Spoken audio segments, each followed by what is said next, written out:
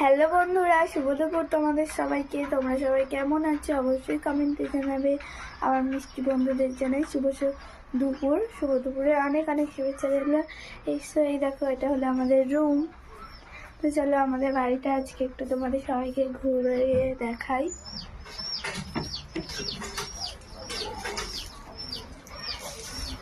এই দেখো, এটা হলো আমাদের বাড়ি।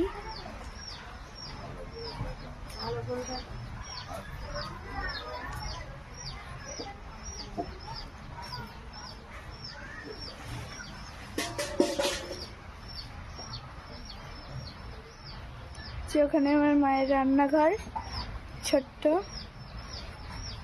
তো এই দেখো, আজকে আমার পাপা রান্না করছে, ওদিকে আলু ভাজা হচ্ছে। দেখো, বাই।